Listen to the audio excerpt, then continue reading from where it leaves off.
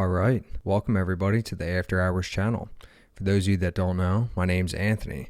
I'm a long-term investor with a passion for money, stocks, and personal finance. On this channel, I'll be sharing my insights and experiences as I track the performance of my dividend portfolio. I believe in the power of long-term investing and want to show you what it's like to be a long-term investor in today's market. Whether you're just starting out on your investing journey or you're a seasoned pro, I hope to provide valuable information and resources that will help you make informed decisions about your money and investments. Join me as I share investment strategies, discuss current market trends, and provide tips and tricks for managing your personal finances. Subscribe to stay up to date with the latest from the After Hours channel, and let's build our wealth together. Without further ado, let's jump into the video. As you guys can see on your screen right now, here's a portfolio update for you. Market just closed, and the portfolio is sitting at $107,000. The portfolio dropped around 1.3% today, which is roughly $1,400. This is going to be episode 2 of the Road to 1 Million. If you're not familiar with what that is, I'll be tracking this portfolio that you see on screen right here all the way to $1 million.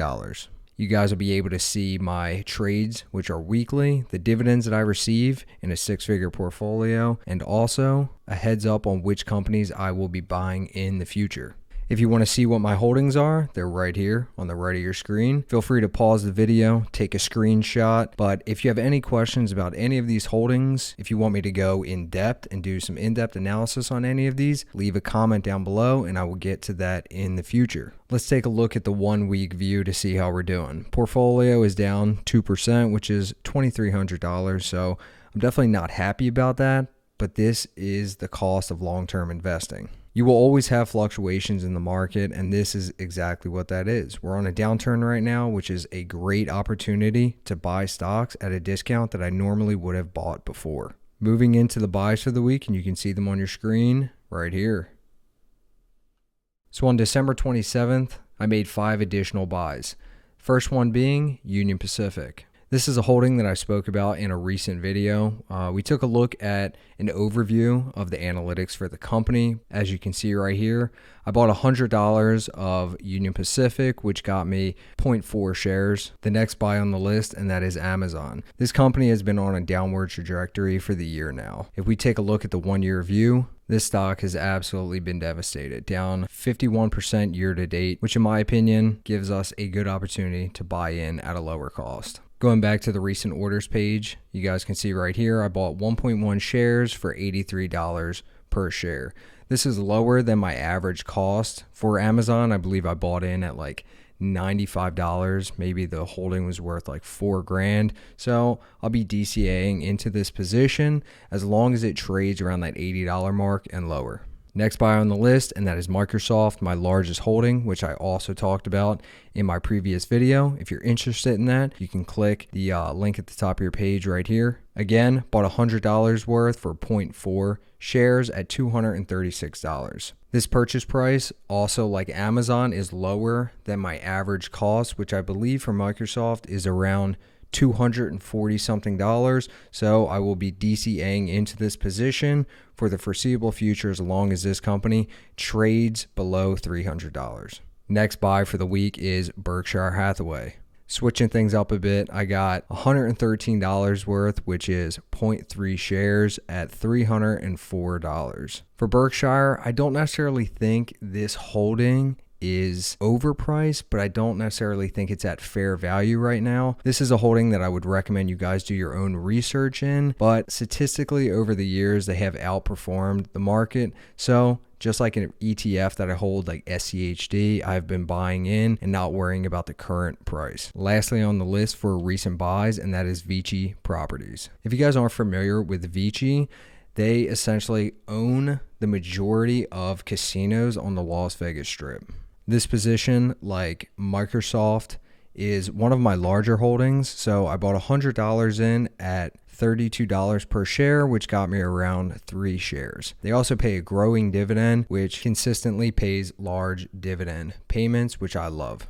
Before we jump on to the recent dividends that I've received or will receive in the future, we'll take a look at VICI Properties. This is a company that I will be doing an in-depth analysis on in the future. If you're interested in that, stay tuned.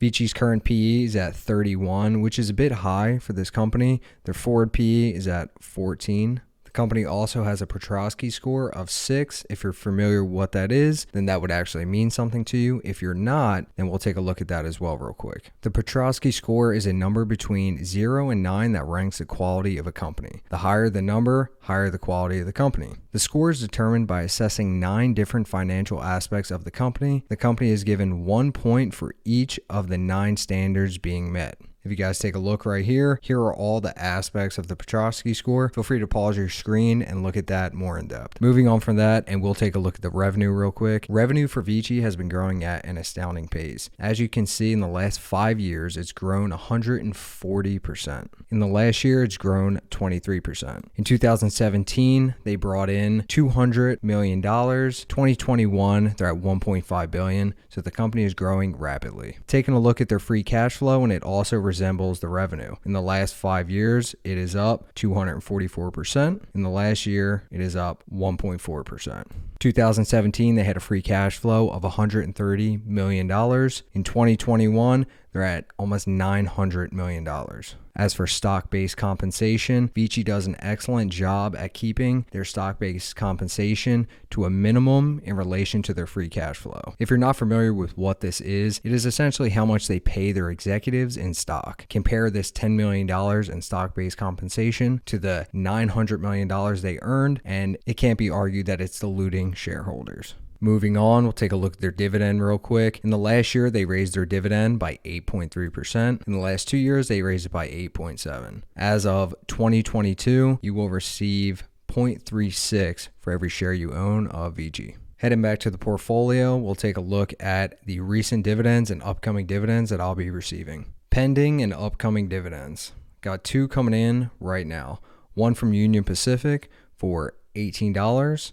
And then another one coming in from VICI Properties, which we just looked at, for $71.